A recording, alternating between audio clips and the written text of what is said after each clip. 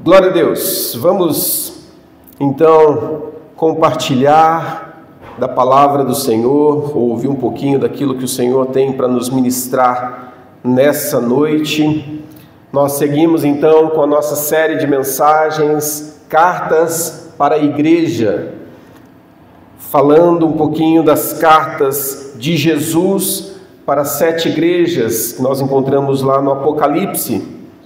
Nós já falamos a respeito da carta à igreja de Éfeso, falamos na semana passada a carta à igreja em Esmirna, e hoje então vamos falar a respeito de mais uma igreja, desta vez a igreja em Pérgamo.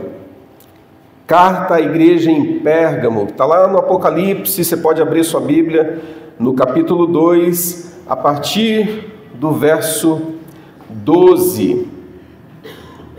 A partir do verso 12.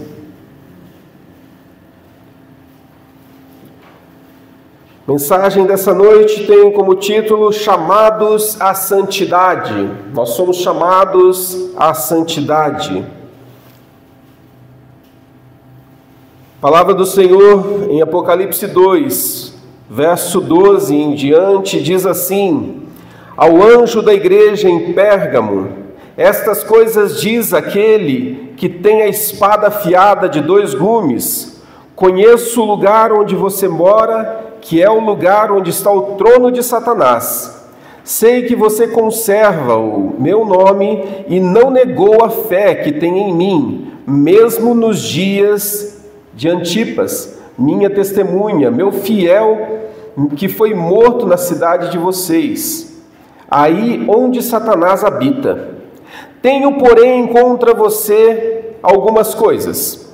Estão aí em seu meio os que sustentam a doutrina de Balaão, o qual ensinava Balaque a armar ciladas diante dos filhos de Israel para que comessem coisas sacrificadas aos ídolos e praticassem a prostituição. Além disso, estão também aí em seu meio os que seguem a doutrina dos nicolaítas. Portanto, arrependa-se, senão irei até aí sem demora e lutarei contra eles com espada da minha boca. Quem tem ouvidos, ouça o que o Espírito diz às igrejas. Ao vencedor darei do maná escondido. Também lhe darei uma pedrinha branca, e sobre essa pedrinha um novo nome escrito, o qual ninguém conhece, exceto aquele que o recebe. Até aqui. Então, carta à igreja em Pérgamo. A cidade de Pérgamo era um centro cultural importante na Ásia Menor. Aliás, é um centro cultural, político e religioso importante naquela região. Ela é famosa por sua grande biblioteca, seus templos e principalmente por um altar, o altar a Zeus. O pessoal que está estudando aí, já ouviu aí nas aulas aí de filosofia, alguma coisa a respeito. E Zeus, então, era um símbolo dominante no paganismo. Além disso, Pérgamo também era conhecida como um centro oficial de culto ao imperador. Vocês se lembram na semana passada, aliás, nos outros 2 domingos, onde nós falávamos a respeito disso, né? Que essa região exigia-se um culto ao imperador, todos deviam prestar culto ao imperador. E por causa disso, a igreja sofria muita perseguição.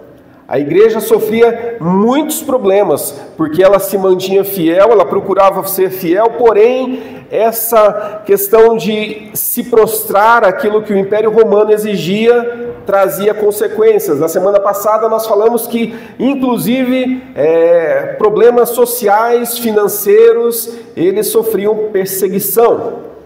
Então, onde a fidelidade ao César colocava a igreja sobre uma intensa pressão e que poderia comprometer a sua fé.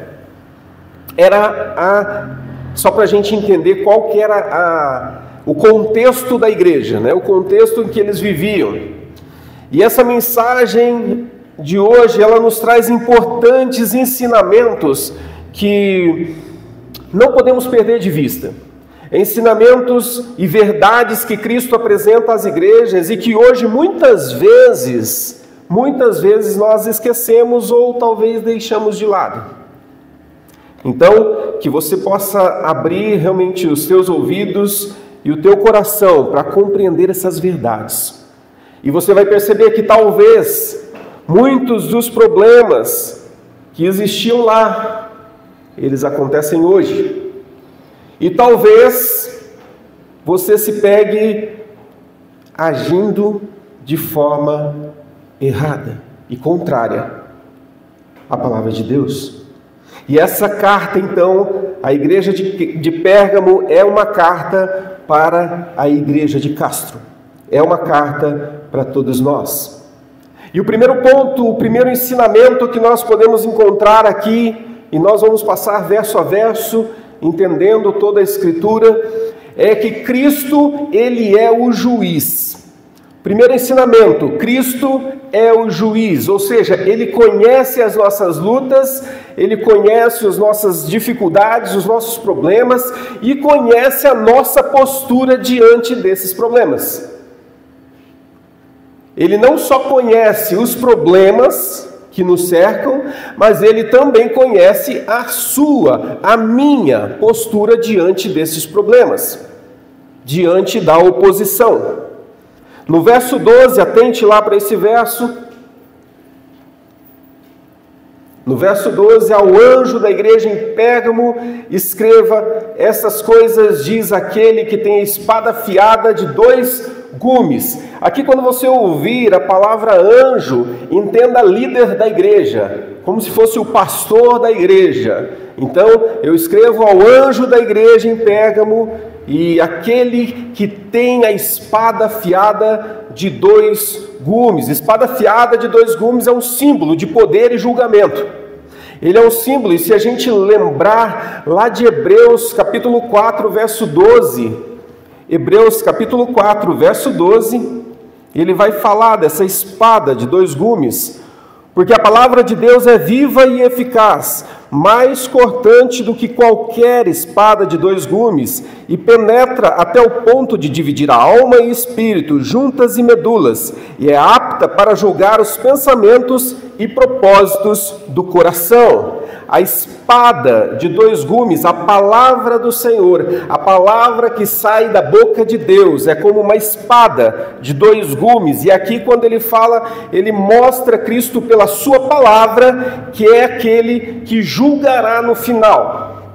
É aquele que é capaz de separar o certo do errado.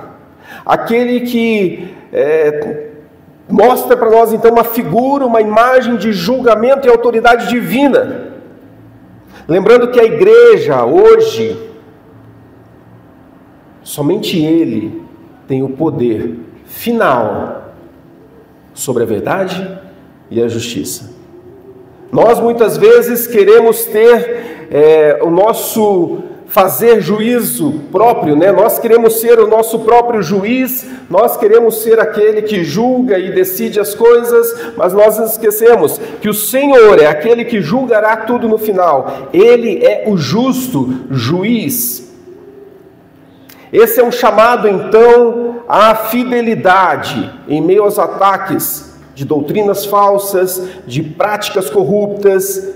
Nós somos chamados, então, a confiar na justiça daquele que é o verdadeiro juiz.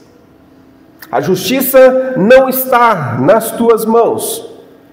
E é interessante que aqui, e eu falei na primeira mensagem da série, que quando lemos Apocalipse, a gente vê muita conexão de Apocalipse com toda a Escritura, principalmente com o Antigo Testamento. Ele faz vários links, várias conexões, e aqui a gente percebe claramente quando nós lemos lá em Isaías 11:4, Isaías 11:4, ele fala assim: mas julgará. Aqui é quando ele está falando a respeito da vinda do Messias, tal, ele fala, mas julgará com justiça os pobres e decidirá com equidade a favor dos mansos da terra.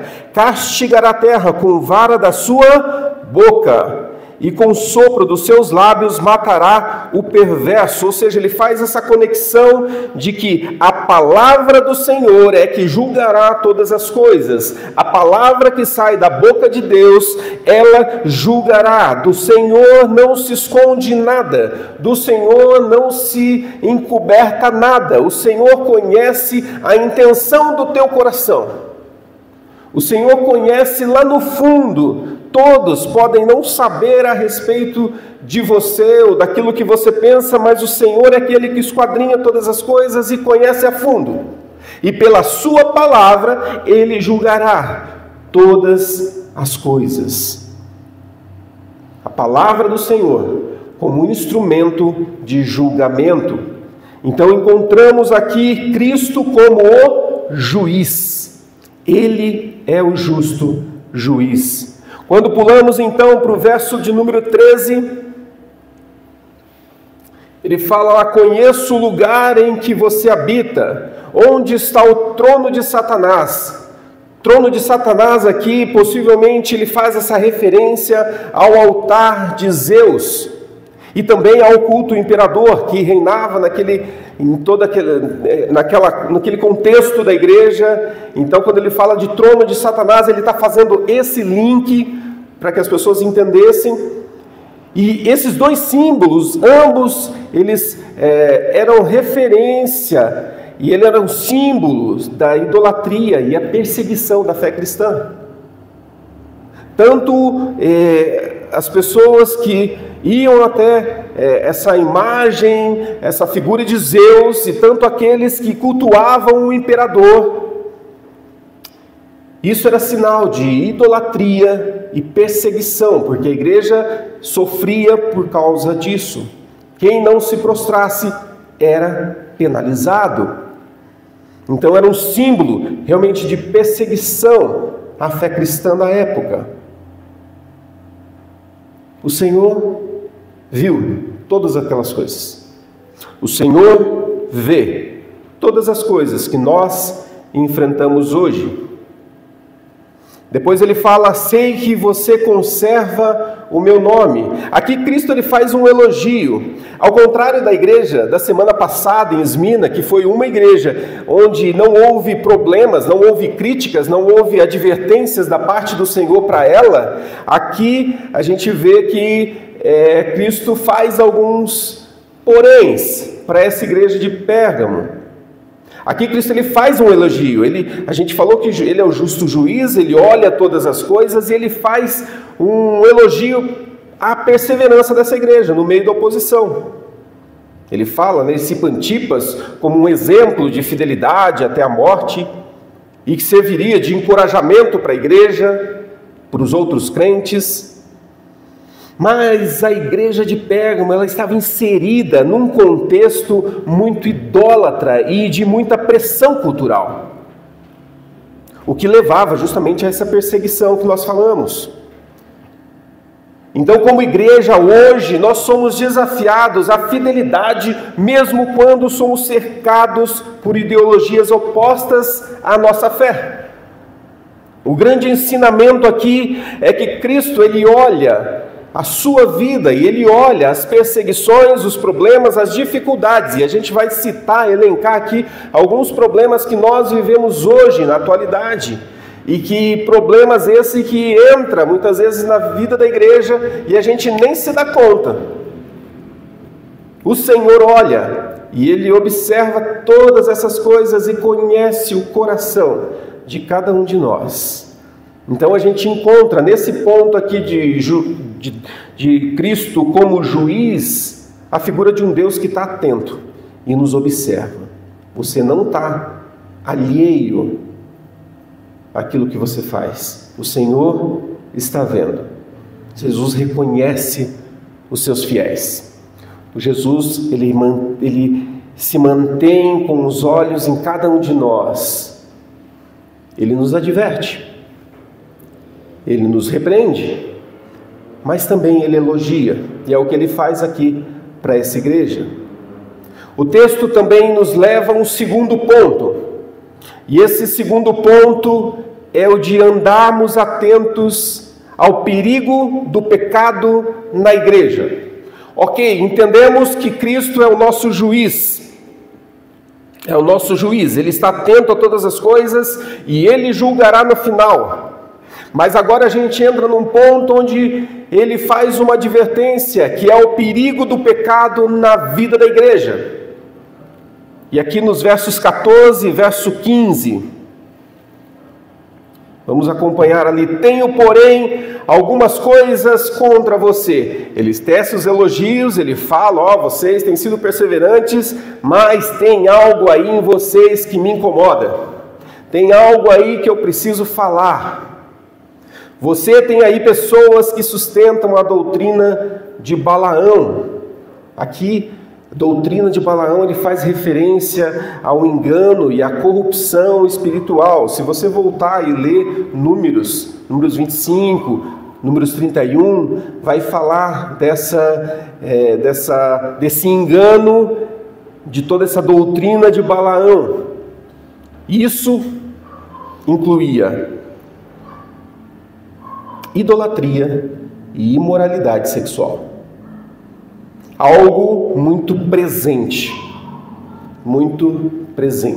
Ele fala também da doutrina dos nicolaítas, provavelmente uma seita. A gente até falou disso quando nós falamos da igreja em Éfeso, uma seita que promovia concessões à cultura pagã. Sabe aquele negócio assim?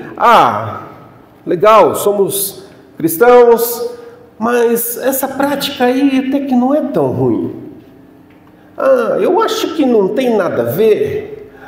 Eu acho que abria concessões e essas coisas iam entrando no seio da igreja. E entrando então no meio do povo. E aqui ele repreende, porque isso estava fazendo parte dessa igreja. Então em Pérgamo isso se manifesta na tolerância dessas práticas mundanas e no comprometimento com valores pagãos. Sob a ótica da fé reformada, nós como cristãos reformados, isso é um alerta, para a necessidade de nós buscarmos a santidade e a fidelidade, a aliança de Deus. Nós precisamos estar atento e resistir à conformidade do mundo. Nem tudo que o mundo oferece é bom.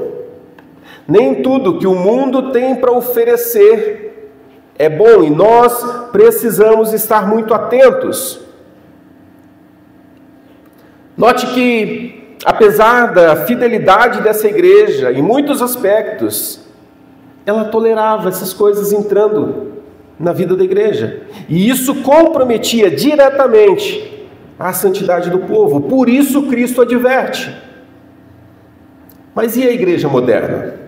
E nós hoje? O que isso tem a ver com cada um de nós? Quais são esses valores mundanos que têm chegado à nossa volta e a gente nem se dá conta? E a gente começa a viver e a gente começa a perceber que começa a fazer acho que dá para aceitar, acho que dá para viver dessa forma, acho que dá para fazer uma concessão a respeito disso. Lembre-se que o chamado de Cristo é a pureza, é o discernimento espiritual. E eu quero elencar aqui alguns desses valores do mundo que nos cercam e têm tentado adentrar na igreja. Preste atenção, em cada um deles você vai notar que de fato isso é real. Primeiro deles, e aqui não é uma ordem de importância, não é uma ordem de isso aqui é mais ou menos que o outro, é simplesmente uma sequência. O primeiro é o relativismo moral. A ideia de que não existem verdades absolutas e que cada pessoa pode definir o que é verdade, o que é certo, o que é errado para si mesma. Ou seja, você passa a flexibilizar os padrões bíblicos, questões éticas, como sexualidade, como casamento, como integridade. A gente vai abrindo concessões, mas a gente se esquece que isso faz parte de um relativismo moral, que sorrateiramente vai adentrando a sociedade e beira a porta da igreja e começa a entrar. Não existe mais verdade absoluta. E nós sabemos que existe sim. Cristo é a verdade. Ele é a verdade. Um segundo valor que tem entrado é o consumismo e o materialismo. A valorização excessiva de bens materiais, sucesso financeiro com um propósito errado. Fique bem claro, não é errado você ser rico, não é errado você buscar crescer financeiramente, não é errado. Mas quando isso se torna o propósito final da sua vida, você que é cristão, você não pode aceitar isso. Você não pode aceitar isso. Sabe por quê? Porque desvia do foco do Evangelho. Ele torna a fé um meio para alcançar bens terrenos. E a gente sabe que nós não devemos buscar bem nenhum aqui. O nosso tesouro é eterno. A gente falou isso na semana passada. Então, novamente, não é errado você buscar crescer financeiramente. O errado é você buscar crescer como objetivo final e único da tua história, da tua vida. Se isso não acontecer, você é um cara frustrado, você é uma pessoa com problemas sérios. Então, consumismo e materialismo. Colado com esse consumismo, nós temos o individualismo exacerbado. A valorização extrema da autonomia pessoal. O que isso quer dizer, pastor? Colocando os meus interesses individuais acima da comunidade, acima de Deus. A sociedade nos ensina que você precisa buscar o sucesso, o crescimento a qualquer custo. Custe o que custar, você precisa buscar. Independente se por um acaso nessa jornada você passar o outro para trás. É um mero detalhe. Afinal de contas, você precisa fazer por merecer. Você precisa ter o seu valor. Mas um valor que passa por cima do outro não é um valor cristão. Não é um padrão do reino de Deus. E essas coisas vão entrando também na igreja, na nossa vida.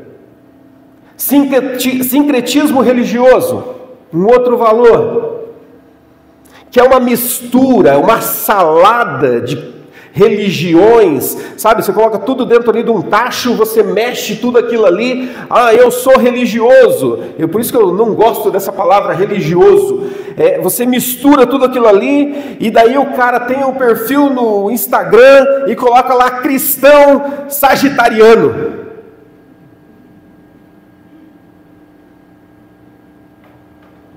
Ora ao Senhor Jesus, Senhor, abençoa o meu dia. Mas vamos ver o que o horóscopo diz hoje para mim? Você vai misturando num balaio. Esses dias eu estava com o Caio e a Jula em casa, e a gente estava vendo uns vídeos lá. Que misericórdia! Você não sabe se aquilo ali é um terreiro de umbanda ou se é uma igreja pentecostal, uma igreja qualquer. Era uma mistura que você fala, meu Deus! O que é isso? É o que nós estamos vivendo hoje. Esse sincretismo religioso, onde a gente vai pegando um pouquinho dessa religião, como se o cristianismo, como se aquilo que Cristo ensinou tivesse faltando alguma coisa. E não está. E a gente vai colocando penduricalhos, a gente vai colocando adereços na nossa religião para satisfazer o meu desejo, para eu criar a minha igreja específica, a igreja do meu coração. E para isso a gente vai jogando coisas. Parece absurdo? Não. Está cheio. Isso tem muito. Um outro valor perigoso é a tolerância ao pecado. Ah, mas ninguém tolera o pecado, pastor. Será? A normalização de alguns padrões contrários à palavra de Deus é pecado. Você normalizar, e a gente leu, acho que se eu não me engano, na semana passada, o texto que fala lá, ai daqueles que chamam mal de bem, ai daqueles que chamam mal de bem e bem de mal. Ai daqueles que vão, não tem nada a ver. Para justificar talvez um pecado de estimação que eu tenha, para justificar talvez um não querer tomar decisão de mudança de atitude, você vai abrindo concessões e você fala, isso não é tão ruim assim. A gente vai tolerando o pecado, e o pecado vai fazendo parte, e o pecado vai tomando forma. E quanto mais a gente peca, mais a nossa mente vai se cauterizando. Quanto mais você vai no pecadinho, de repente ele faz parte da tua rotina e você nem se deu conta. São valores do mundo entrando na igreja. O hedonismo. O que é hedonismo? Busca por prazer e conforto com o objetivo final. É tudo para mim, nada para o outro. O importante sou eu. O importante é eu sentir prazer, é eu realizar os meus sonhos. Isso diminui a obra de Cristo. O reino de Deus nos chama a nós sermos altruístas, a pensar no outro, a amarmos o outro, a servirmos o outro. São aqueles mandamentos recíprocos, lembra? Amar uns aos outros, perdoar uns aos outros, edificar uns aos outros. E o hedonismo o que é? Dane-se os outros. Exatamente assim. Não importa o outro, importa eu.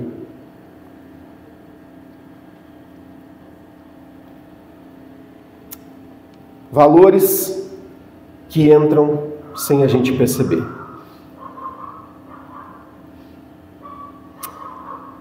Inclusividade, mal interpretada. A gente fala de uma igreja inclusiva e a gente interpreta mal isso. Nós devemos incluir, sim, as pessoas. As pessoas têm que ter acesso, as pessoas precisam vir. Só que a gente está distorcendo. A gente quer abraçar todo mundo, todos sem distinção, mas sem confrontar as práticas. Aquela frase, que a gente ouve muito, Não, Jesus te ama, Ele te aceita como você está, venha. Ela até está certa num sentido. Venha do jeito que você está. Porém, quando nós nos encontramos com o Senhor, a nossa vida, ela é transformada. Eu queria que nós lêssemos 2 Coríntios 5,17. 2 Coríntios 5,17.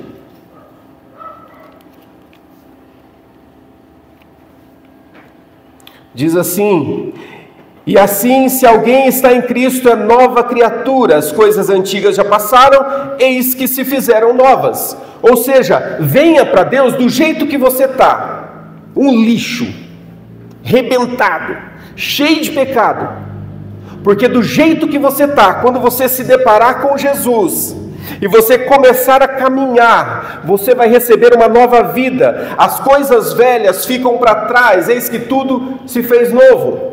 Só que essa inclusividade, mal interpretada, diz que você vem e continue vivendo sua vida.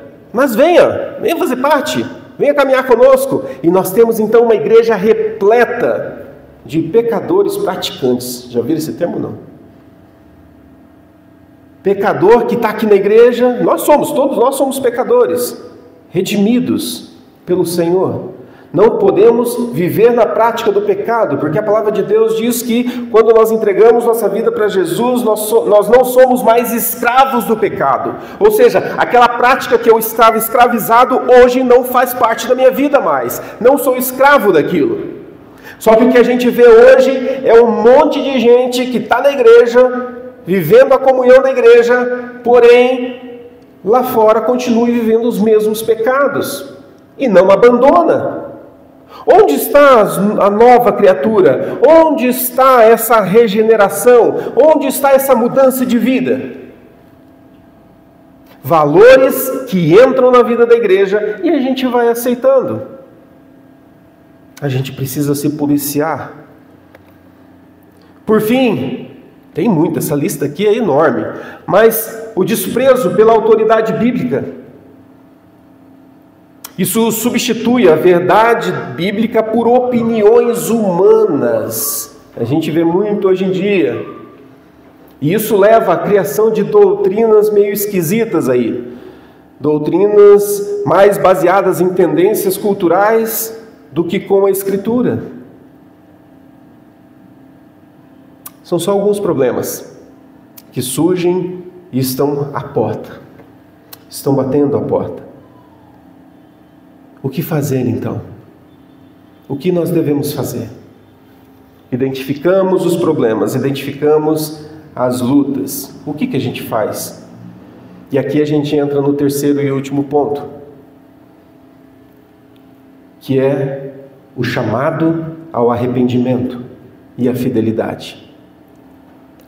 É maravilhosa a palavra do Senhor, porque percebe que a gente está indo verso a verso, a gente está passando por verso a verso, e a gente entende, a gente compreende toda a Escritura aqui, que o Senhor Jesus, Ele vai construindo todo um raciocínio para que a gente possa mudar de vida. Ele fala ali que ele começa trabalhando a questão, eu sou o juiz, eu conheço todas as coisas, eu vejo todas as coisas, eu sondo tudo, e eu vou julgar no final. Depois ele fala a respeito dos problemas, eu reconheço que você tem feito coisas boas, eu reconheço que você tem feito coisas bacanas, mas tem uns probleminha aí. Jesus mostra o problema. E não fica só no mostrar, no julgar e mostrar o problema. Agora Jesus vem então e traz a solução. Ele traz a saída, ele traz o escape, que é o chamado ao arrependimento. Ele oferece essa restauração. Ele oferece promessas àqueles que vencem. O verso 16: portanto, arrependam-se, e se não, irei aí sem demora, e lutarei contra eles com espada da minha boca. Novamente fazendo alusão aí ao texto de Isaías. A palavra que sai da minha boca vai julgar vocês. E ele fala, portanto, arrependam-se. Um chamado urgente à mudança. A espada da minha boca, ela é o julgamento de Cristo. Ele é a palavra, Ele é a palavra, Ele é a verdade absoluta. Ele julgará todas as coisas. A tolerância ao pecado tem consequências espirituais gravíssimas. A tolerância ao pecado tem consequências espirituais gravíssimas. Se você está preocupado que se você pecar, o pastor aqui vai puxar a tua orelha, se essa é a tua preocupação, meu querido, não tenha essa preocupação. Mas tenha a preocupação das consequências espirituais que isso vai gerar na tua vida. Não tem nada a ver comigo. Se você quiser continuar pecando, isso é um problema seu. Quem vai dar conta diante de Deus não sou eu. Aliás, o meu papel aqui é abrir as Escrituras e mostrar, esse é o caminho. Arrependa-se. E hoje prega-se muito o arrependa-se. Hoje prega-se muito, Jesus te ama, Jesus quer te dar bênçãos, e que são verdades. Mas prega-se muito pouco a respeito do abandona o teu pecado, arrependa-se, volte para Jesus. Não tolere o pecado. Cristo nos adverte para a gente não tolerar falsas doutrinas, práticas corruptas. E aqui anteriormente a gente elencou várias coisas, né? Que estão aí à nossa volta. A lamentação, ela é uma resposta à graça, à soberania de Deus. Muitos salmos a gente vê o salmista clamando e lamentando, clamando pela presença do Senhor na vida dele, porque ele estava arrependido. A gente vê vários textos onde a lamentação ela é exposta. Nós precisamos nos lamentar mais. Ao invés de nós ficarmos inventando desculpas e justificando os nossos erros, as nossas práticas, precisamos clamar mais e abandonar o pecado, abandonar essa vida desregrada. A gente não deve temer quando o Senhor nos adverte. A gente não deve temer quando o Senhor nos disciplina. Veja o que diz lá em Hebreus capítulo 12. Hebreus 12.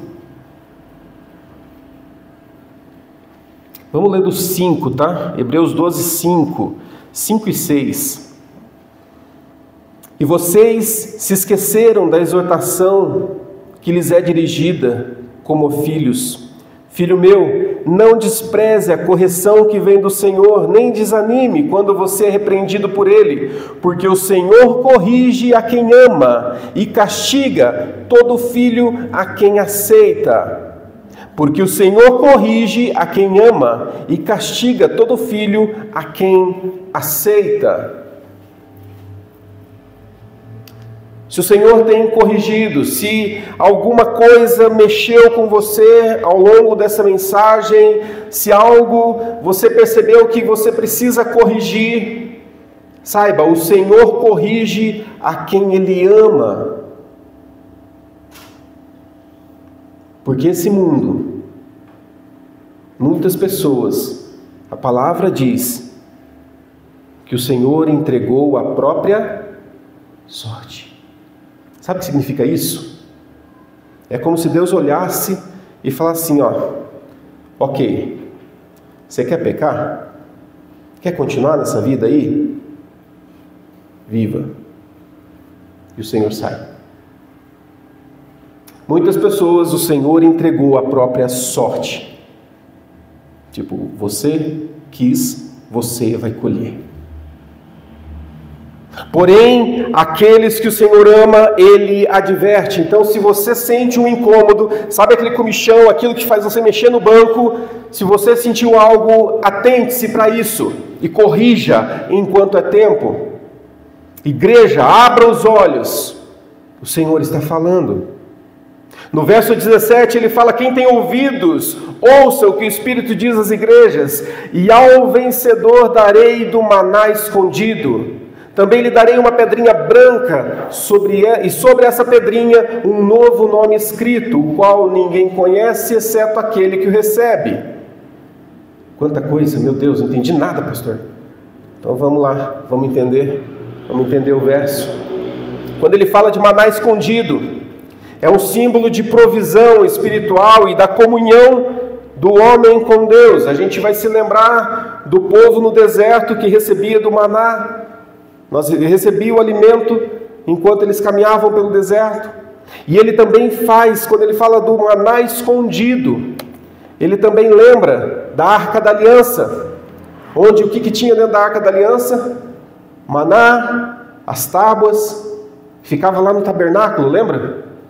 Então, darei do maná escondido. Essa metáfora aponta para Cristo como o verdadeiro pão da vida. Aquele que for fiel, aquele que se mantiver firme, aquele que se arrepender e voltar, aquele que se arrepender e mudar o seu caminho, darei a ele tudo o que ele precisa. Eu sou o pão da vida. E a tal pedrinha branca, pastor, que é isso? Que pedrinha branca é essa? Na cultura greco-romana, a pedrinha branca ela tinha alguns usos bem específicos, alguns significados específicos. E aqui, por exemplo, ela pode simbolizar julgamento. A pedrinha branca era usada para indicar a absolvição de alguma pessoa. Se a pessoa era absolvida, era uma declaração de inocência para ela, recebia uma pedrinha branca. Que absurdo, né? Mas era a cultura. Recebia a pedrinha branca. Um outro contexto aqui também que simboliza a pedrinha branca é prêmios e convites, também chamado de téssera. Era usado como um bilhete que dava a você direito a entrar a alguma cerimônia, a algum lugar específico, aquilo te dava direito a entrar naquele lugar. Porta de entrada, né? Também vitória, né? Um antigo costume romano, né? De atribuir pedras brancas àqueles que eram os vencedores de jogos.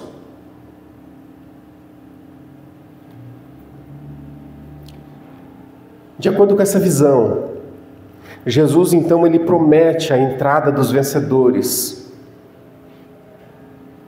De acordo com esse entendimento, é como se Jesus dissesse, você está absolvido e você tem direito a entrar no banquete.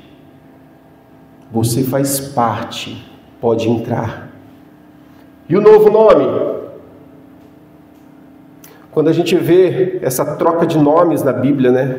Uma nova identidade em Cristo, ele sempre tinha um exercício de autoridade. Sempre que uma pessoa tinha o nome trocado, ele simbolizava um novo momento, uma nova jornada. A partir de agora é algo novo na tua história. Quando Jesus, então, renomeia os seus fiéis, ele confirma que estes são propriedade sua e ninguém tira das suas mãos. Lembra que eu falei na primeira mensagem que sempre que nós olharmos o Apocalipse e a gente ler essas metáforas, a gente precisa não olhar com nossos olhos ocidentais. Você precisa olhar o contexto da época, porque quem era o primeiro ouvinte aqui? Era a igreja da Ásia Menor. Então eles viviam um contexto, então Jesus fala, e João então escreve essas cartas, era exatamente na linguagem em que eles entendiam o que era o recado, qual era o recado a ser dado. Então a gente precisa entender, por isso que o Apocalipse não é tão confuso assim. Quando a gente começa a olhar essas conexões e aquilo que o povo vivia na época, a gente começa a compreender.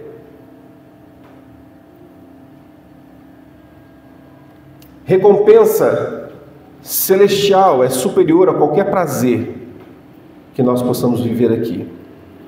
Eu quero encerrar essa mensagem trazendo à nossa memória, então, qual é a relevância de tudo isso que a gente leu para os nossos dias. Por que Cristo insiste tanto em arrependimento? Cristo chama a igreja em Pérgamo ao arrependimento para restaurar a pureza. Vocês estão caminhando, vocês estão quase bons aí, mas vocês precisam melhorar isso aqui. Vocês precisam corrigir esse detalhe na caminhada de vocês. Para nós hoje, isso significa voltar constantemente à palavra como padrão de vida e eliminar qualquer comprometimento com o mundo, qualquer comprometimento com o pecado.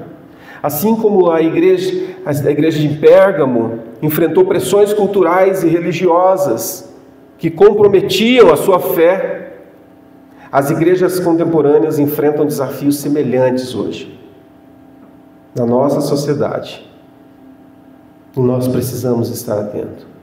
A mensagem de Cristo nos desafia, como cristãos de hoje, a sermos firmes em nossa identidade espiritual. Resistir ao diabo, resistir aos valores do mundo, não nos conformar com os valores desse século. E aqui eu quero ler um último texto que está lá em Romanos, um texto muito conhecido. Romanos 12, 2. Romanos 12, 2. E não vivam conforme os padrões deste mundo, mas deixe que Deus os transforme pela renovação da mente, para que possam experimentar qual é a boa, agradável e perfeita vontade de Deus. Não deixar com que os valores do mundo entrem na igreja. E aqui, às vezes fala, não deixa entrar na igreja, a gente pensa no coletivo, né? Não deixa entrar na tua vida. Não deixa fazer parte da tua história. Mas permita que o Senhor renove a sua mente e faça com que os valores do reino prevaleçam na tua vida. Volte à primeira essência. Volte àquilo que você nunca devia ter abandonado. Talvez um daqueles valores que eu coloquei aqui do mundo seja algo que você nem se deu conta, mas você está vivendo. Talvez você tenha sido egoísta, tenha pensado em você mesmo, nos seus próprios prazeres. Volte aos valores do reino. Eu quero orar por você, mas antes eu queria que nós ouvíssemos de novo aquela canção do início. Se você não prestou atenção na letra, eu quero que você preste atenção. E eu quero que você responda para Deus. Eu quero que você responda para Deus. Você não vai responder para mim, não. Nós não temos um confessionário aqui, onde você vem aqui e senta e confessa os seus pecados. Não, não temos. Eu quero que você responda para Deus. Então, feche os teus olhos. Enquanto essa música estiver tocando, reflita em tudo aquilo que a gente ouviu nessa noite. Reflita naquilo que você tem vivido. E pense naquilo que você precisa mudar na tua história, porque certamente tem muita coisa na tua história que precisa ser mudada. Com toda certeza.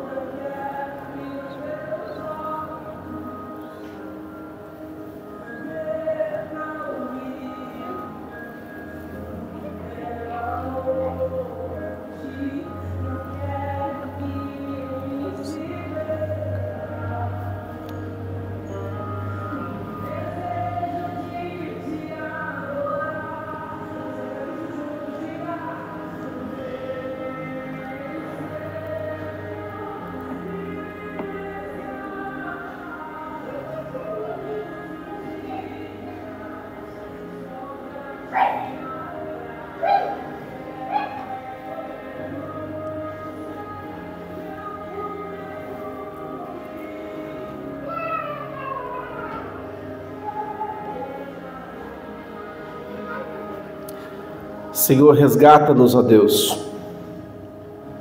Senhor, nos atraia de volta, Senhor. Senhor, chame a nossa atenção, ó Deus. Abra os nossos olhos, ó Deus, para que nós possamos enxergar aquilo que a gente tem falhado. Senhor, tira de nós todo juiz, porque nós entendemos aqui que o Senhor é o juiz. E muitas vezes nós queremos ser juiz do outro. Nós queremos criticar o outro, nós queremos falar a respeito do outro, e nos esquecemos, ó Deus, do nosso pecado. Nos esquecemos das práticas que nós temos feito, das práticas erradas que temos tido.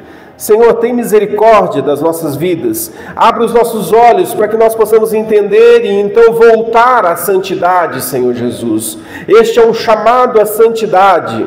O Senhor reconhece e vê todas as coisas boas que nós fazemos, mas o Senhor também vê aquilo que nós temos falhado, e são muitas coisas, Deus. Então, Senhor, que o Senhor possa abrir os nossos olhos e fala ao nosso coração, fala ao coração de cada um que está aqui nessa noite. Senhor, aqueles que estão nos assistindo pela internet também, Senhor, fala ao coração de cada um. Senhor, e que nós possamos ter uma tomada de decisão, e que nós possamos mudar a nossa história, Senhor, que nós possamos mudar o nosso modo de agir. Senhor, transforma as nossas vidas, ó Deus, transforma, Senhor, transforma cada um de nós, tira, Senhor, a dureza do nosso coração, para que nós possamos enxergar o Senhor, para que nós possamos viver uma vida nova, uma vida transformada, uma vida regenerada, uma vida realmente que dá frutos, ó Deus, faz isso em cada um de nós. Senhor, abra o nosso entendimento, Senhor. Tira de nós, ó Deus, tudo aquilo que a gente faz, tudo aquilo que a gente pratica, Senhor, que estão contrárias à Tua vontade, Senhor. Tira de nós, ó Deus. E eu quero te pedir, Deus, que o Senhor venha moldar o nosso coração. A chamada é para uma mudança, a chamada é para a santidade. Nós queremos, ó Deus, sermos separados como o Senhor quer de cada um de nós. Senhor, fala ao coração de cada um aqui nessa noite, e que nós possamos de fato sair por aquela porta ali renovados, ó Deus, cheios de desafios dados pelo Senhor a cada um de nós. Fala, Senhor, ao coração de cada um aqui, Senhor, e não permita, Senhor, que ninguém fique alheio àquilo que o Senhor tem para nos dizer. Transforma as nossas vidas, ó Deus. Transforma, Deus, cada um de nós e muda as nossas vidas, Pai. No nome de Jesus. No nome de Jesus. No nome de Jesus. Amém, amém, amém.